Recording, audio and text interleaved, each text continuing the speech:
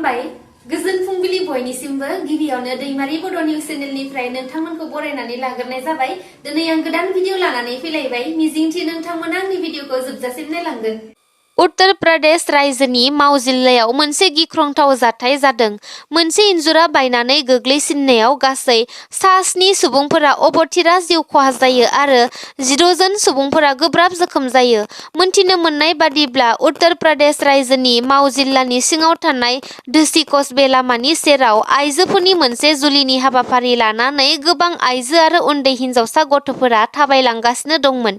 नाथाय हरखाबै लामा जिंनि सेराव थानाय पाक्कानि पाक्का इन्जुरनि गुबुन फारसे गोबां बाला दोनथुमनायनि जाहोनाव अभारल'ड जानानै आइजो आरो उन्दै हिनजावसा गथ'फोर थाबायनाय लामा फारसे गोग्लैयो, जेराव गोबां आइजो आरो हिनजावसा गथ'फोरा पाक्कानि इन्जुरजों नारसिनजायो।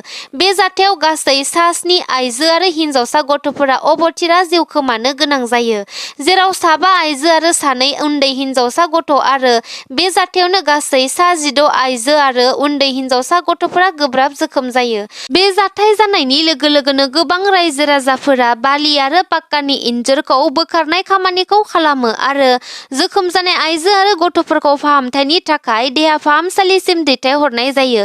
जाथायखौ मोनथिनानै जाथायसालियाव मावनि डिस्ट्रिक्ट मेजिस्ट्रेट आरो एसपिजों लोगोसे गोबां रैखाथि बिफाननि मावथिफोरा नुजाथि होयो।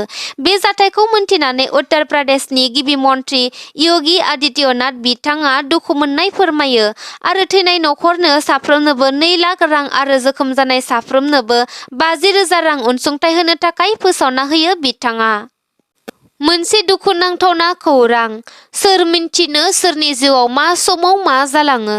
बुहुमाव सुबुं माहारिया गावनि साननाय बादि मावफुंजोबनो हाया। थारैनो जिउखौ थास'लाइनि दैजों रुजुनाय जायो।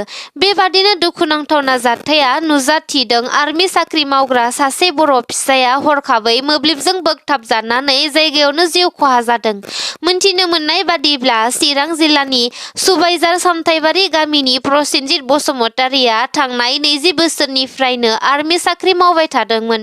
प्रसेनजित बसुमतारिनि अनजालि बिसिया फोरमायथिनाय बादिब्ला टावांआव पस्टिं मोननानै गावसिनि केम्पआवनो सिअ'नि खथायाव मोब्लिब तार बानायबाय थानाय समावनो हरखाबै थांनाय 8 दिसेम्बर खालि मोब्लिबजों बोगथाबजानानै जिउ खहा जादों आरो फोरमायथिबावनाय बादिब्ला फैबाय थानाय जानुवारि दानाव सुटियाव फैनानै सपागुरियाव गोदान लुनाय न'आव थाजेननायनि बाथ्राबो फोरमायदोंमोन। बिसिनो रुंसारि जालांनाय प्रसेनजित बसुमतारिनि सायाव अनजालि बिसि नाजनी बसुमतारि आरो उन्दै फिसाजोजों लोगोसे नखरनि सोद्रोमाफोरखौ गोबां दुखुआव गोग्लैनायखौ नुनो मोननाय जादों। भारतारि इनकाम टेक्स डिपार्टमेन्टनि गोख्रों एक्शन, राज्यसभानि एमपि धीराज साहुनि न' आरो मावखुलिनिफ्राय कौटि रांनि बान्डोल दिखांनो हादों। रांनि बान्डोला ओरैबायदि गोबां दि जायखौ रां सानग्रा मेसिनाबो सानजोबनो हायाखै आरो गाज्रि जालायदों। मोनथिनो मोननाय बादिब्ला कंग्रेस दोलोनि राज्यसभानि एमपि धीराज साहुनि थाग्रा न' आरो मावखुलिनिफ्राय इनकाम टेक्स डिपार्टमेन्टआ गोख्रों नायबिजिरनानै 290 कौटि रांनिख्रुइबो बांसिन रांनि बान्डोलफोर हमनो हादों। बे हमनो हानाय रांफोरखौ साननो थाखाय लाबोनाय रां सानग्रा मेसिनआ गाज्रि जालायदों, जायखौ आबुङै सानजोबनो थाखाय गोदान रां सानग्रा मेसिन लाबोनोबो गोनां जालायदों। मोनसे जौनि केलेंकारि खालामनायनि लेखायै इनकाम टेक्स डिपार्टमेन्टआ मैया धीराज साहुनि झारखन्ड, उरिष्या आरो पश्चिम बेंगलनि थाग्रा न' आरो मावखुलिफोराव गोख्रोङै नायबिजिरो। बेवहायनो इनकाम टेक्स डिपार्टमेन्टआ बेफोर रांफोरखौ सिग्रोमनानै हमनो हायो। बेफोर हमनो हानाय रांफोरखौ लांनो थाखाय गासै 157 खान बेगनि गोनांथि जादोंमोन आरो बेफोर रांफोरखौ गंसे स्पेशेल ट्राकआव दिखांनानै लानानै थाङो। मख'नो गोनांदि एमपि धीराज साहु बिथाङा राज्यसभानि एमपि जानायजों लोगोसे सासे गिदिर फालांगिरिबो। बिथाङा गिदिर जौनि फेक्टरि आरो कम्पानिफोर दं। बेफोरनिनो टेक्सखौ आबुङै आरो मोजाङै होयिनि थाखायनो इनकाम टेक्स डिपार्टमेन्टआ बिथांनि न' आरो मावखुलिफोराव गोख्रों नायबिजिरदोंमोन, जेराव बेफोर रांफोरखौ हमनो हायो। दा बेफोर रांफोरा थारैनो सोरनिमार, आइटि बिफानआ गोख्रों नायबिजिरगासिनो दं आरो बे रां हमनो हानायनि सायावनो भारतनि गाहाय मन्थ्रि नरेन्द्र मदि बिथाङा हादरनि गासैबो रायजो राजाफोरखौ बेबादि दैदेनगिरिनिफ्राय जानगाराव थानो खावलायदों आरो जेसेबां रांफोरखौ रायजोनिफ्राय लुथिदों गासैखौबो रायजोफोरनो गथायनानै होफिननांगोन होननानै टुइट खालामनायखौ नुनो मोनदों। बर' हारिनि थाखाय गोजोनथाव आरो गोग्गाथाव रादाब। बर'नि सानै फिसाया भारतनि सान्थ्रियाव लिउटेनेन्ट महरै सायख'जानो हादों। बर'नि फिसा सुरन्जित सान बसुमतारिया भारतनि सान्थ्रियाव लिउटेनेन्ट महरै सायख'जाबाय। सुरन्जित बसुमतारिया भारतारि फायखिनि लिउटेनेन्ट मासिनि थाखाय सायख'जानो हानानै बिहाराव ट्रेनिं लागासिनो दंमोन आरो बे ट्रेनिंआ जोबनानै थांबाय। मख'जाथाव दि आथिखालाव लिउटेनेन्टनि ट्रेनिं लाबाय थानायफोरनि गेजेराव आसामनिफ्राय सानैल'मोन आरो सानैबो बर' फिसा। मिथिनो हानाय बादिब्ला सानैबो एखे गामिनिनो सुख्लाय सेरफां जाब्रांपारा गामिनि गुबुन सासेया मिजिं बसुमतारि। मिजिं बसुमतारिनि ट्रेनिंआ फैबाय थानाय 2024 मायथाइनि जुन दानाव जोबगोन।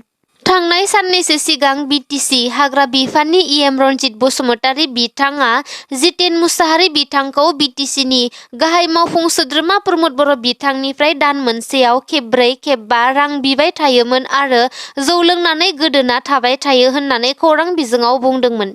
दा बिनि सायावनो जितेन मुसाहारि बिथांनि गोख्रों खेंफोरथि इएम रनजित बसुमतारि बिथांनि सायाव। बिथाङा बुंनाय बादिब्ला इएम रनजित बसुमतारि बिथाङा बिनि चौकिदार नङा। बिनिखायनो रनजित बसुमतारि बिथाङा जेबो खौरां मिन्थिया।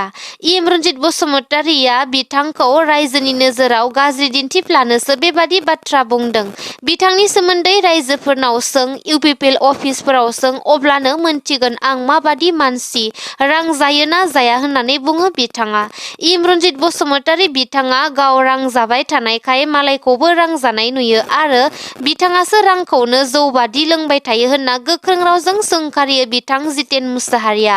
बेजों लोगोसे इएम रनजित बसुमतारि बिथाङा बहा सोरनिफ्राय बेसेबां जौखोन्दो लानांगौ बेखौल' धान्दा खालामबाय थायो। गावनि इउपिपिएल दोलोनि लोगोफोरनिफ्रायनो गोबां जौखोन्दो रां लायो। बेफोर गासैबो खोथाखौ उननि समाव बुंफ्रुदजोबनानै होगोन होनना बुङो बिथाङा। इउपिपिएल दोलोआ लिलि हटेलाव बायजानानै बिटिसिआव सोरखार दाना हाग्रामा महिलारि बिथाङा बानायनाय अफिस, कर्ट बायदिफोरखौनो बाहायगासिनो दं आरो बिसोरनो हाग्रामा महिलारि बिथांखौ रायबाय थायो। इउपिपिएल दोलोआ रायजोफोरखौ न'नि मुं दानना होगोन, अरुणोदय दानना होगोन बायदि बायदि बुंनानै सिगि सिग' खालामनानैसो जयनिं हाबाफारियाव मानसि बुथुमगासिनो दं होननानैबो बुंदों बिथाङा। भारतनि गाहाय मन्थ्रि नरेन्द्र मदिनि बाख्नायजाथाव देरहासार। बुहुमनि मादावनो बयजोंबो सिनायजानो हानाय महरै मुंदांखा एबा पपुलार लिडार महरै गनायथि मोनफिनबावनो हाबावदों भारतनि गाहाय मन्थ्रि नरेन्द्र मदि बिथाङा। मर्निं कनसाल्ट मुंनि आमेरिकानि मोनसे फसंथाननि सार्भेयाव भारतनि गाहाय मन्थ्रिखौ बुहुमनि मादावनो बांसिनै मुंदांखा दैदेनगिरि महरै रायजो राजाफोरा सायख'दों। मर्निं कनसाल्टनि बे सार्भेनि रिपर्ट बादियैब्ला नरेन्द्र मदिया गासै 76% रेटिं लानानै मुंदांखा दैदेनगिरिनि मासिखौ लानो हादों। रिपर्टनि बादिब्ला बांसिन मुंदांखा दैदेनगिरि एबा पपुलार फारिलाइनि नैथि मासियाव दखल खालामनो हानाय मेक्सिक'नि हादोरगिरि एन्ड्रेस मेनुएल ल' अब्राडरनिख्रुइ 10% बांसिन पइन्ट मोननो हादों नरेन्द्र मदिया। फारिलाइनि थामथि नम्बराव दङ सुइजारलेण्डनि हादरगिरि एलेन बारस्टेट आरो ब्रैथियाव दङ ब्राजिलनि हादरगिरि लुइस इनासिय' लुला दा। मख'नो गोनांदि बे फारिलाइ बादियै 5थि नम्बरावसो जायगा मोननो हादों आमेरिकानि हादरगिरि जायखौ बुहुमनि गोहो गोरासिन दैदेनगिरि होननानै सिनायथियो ज' बाइडेनखौ। ज' बाइडेना गासै 40% रेटिं मोननो हादों। थांनाय 6 सेप्तेम्बरनिफ्राय 16 सेप्तेम्बरनि गेजेराव बुहुमनि गासै सा 22 जन दैदेनगिरिखौ लानानै बे सार्भेखौ खालामनाय जादोंमोन मर्निं कनसाल्टआ। बाख्नायजाथाव दि भारतनि गाहाय मन्थ्रिया बे सार्भेयाव नेगेटिभ रेटिंखौ मदिया गासै 18% नेगेटिभ रेटिं मोनदों। मख'जाथाव दि भारतनि गाहाय मन्थ्रि नरेन्द्र मदिया बे फसंथाननि सिगांनि सार्भे खालामनायावबो नरेन्द्र मदिया सेथि मासियाव जायगा लानो हादोंमोन। सासे रैखाथि बिफानाव खामानि मावग्रा आइटिबिपि जवाननि गाज्रि आखुथाया सोराङाव फैदों। सासे आइजोखौ गाज्रि नोजोरजों फान्दायनो नाजानानै बिजनी पुलिसनि आखायाव गोग्लैनाङो सासे आइटिबिपि जवाना। मोनथिनो मोननाय बादिब्ला चिरां जिल्ला बिजनी नोगोर 4 नं वार्डनि थागिबि कृष्ण सा मुंनि सासे आइटिबिपि जवाना सासे आइजोखौ 2 बोसोर सिगांनिफ्रायनो व्हाट्सएपआव गाज्रि सावगारि दैथायहरनानै गाज्रि इसारा होगासिनो दंमोन। जोबथार बुथारनायाव सहायनो हायैनि आइजोआ बिजनी पुलिस थानायाव मोनसे एफआइआर होयो आरो आइजोनि गसर बादियै पुलिस बिफाना कृष्ण साहाखौ हमनानै पुलिस थानासिम लानानै थाङो आरो बे जाथायनि फारसे नायबिजिरनाय हाबाफारिखौ पुलिस बिफाना जागायबाय होननानै मिन्थिना मोन्दों। भुगिनांनाय आइजोआ फोरमायनाय बादिब्ला कृष्ण साहाया उत्तर प्रदेश रायजोआव आईटीबीपीआव साख्रि मावो आरो बिसोरो गिबियाव फेसबुकआव सिनायग्रोलायदोंमोन, नाथाय सम बाबेनलांनायजों लोगोसे कृष्ण साहा बिथाङा बिखौ गोबां हाराखास्ति होबोदों होननानै फोरमायनायखौबो नुनो मोन्दों। उत्तर प्रदेश पुलिसनि मोनसे गिदिर फेलें जानायनि खामानि। गंसे पुलिस थानायाव इन्सपेक्टरनि पिस्तलनि गुलियाव गोब्राब जोखोम जायो सासे सिख्लाया। मोनथिनो मोननाय बादिब्ला उत्तर प्रदेश रायजोनि आलिगढ़ जिल्लानि सिङाव थानाय कोतवाली थानायाव सासे सिख्लासाया पासपोर्ट भेरिफिकेसन खालामनो थाखाय पुलिस थानायाव थांदोंमोन।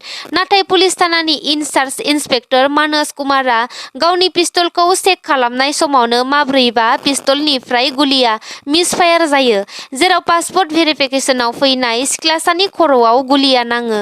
गुलि नांजानाय सिख्लासाखौ गोख्रैयै कोतवाली सिभिल हस्पिटालसिम दैथायहरनाय जायो आरो गोब्राब थासारियाव जुजिगासिनो दं होननानै मिन्थिना मोन्दों। दा बे जाथायखौ खालामखांनायनि उनाव इन्सपेक्टर मानस कुमारआ खारखोमानानै दं। गुबुन फारसेथिंजाय हिनजावसानि नखरनि सुबुंफोरा पुलिस थानायाव फैनानै दावराव-दावसि खालामगासिनो दं। बे जाथायखौ लानानै आलिगढ़नि एसपी कलिनिधि नैथानी बिथाङा जाथायसालियाव नुजाथि होयो आरो गोख्रों नायबिजिरनो थाखाय पुलिस बिफानखौ बिथोन होयो। आईटीबीपी बिफाननि मोनसे गोसो गैयै खामानि। ट्राइबेल सुबुंफोरनि मुङाव फैनाय कौटि-कौटि रांनि मुवा-बेसाद सफैनायफोरखौ राननानै होआखै। थांनाय 2021 आरो 2022 मायथाइनिनो कौटि-कौटि मुवा-बेसादफोरा हाग्राजों बुंफबनानै माराम जालांबाय नाथाय राननानै होनो हायाखै। मिरु सोरखारनिफ्राय फैनाय आसामनि गासै मोन10 जिल्लायाव आसामनि ट्राइबेल सुबुंफोरनि मुङाव सफैनाय बेसादफोर मोनफैदोंमोन। बिनि मादावनो बिटिआरनि मोनथाम जिल्ला फारियै कक्राझार, चिरां आरो बाक्सा बे मोनथाम जिल्लायावबो सफैदोंमोन नाथाय राननानै होनाय जायाखै। फैयै फैयै दिनै 3 बोसोर जालायलांसिगोन दासिमबो राननाय जायाखै। मिन्थिनो हानाय बादिब्ला कक्राझार जिल्लानि जौगाखां आईटीबीपी बिफानखौ बिटिआरनि चिफ प्रमद बर' बिथाङा बेफोर सफैनाय मुवा-बेसादफोरखौ ट्राइबेल सुबुंफोरनो रानना होनो थाखाय बिथोन होदोंमोन, नाथाय राननानै होआलासेनो माराम जाहोनानै हाग्रा-बंग्राजों बुंफबनायखौसो नुनो मोननाय जादों।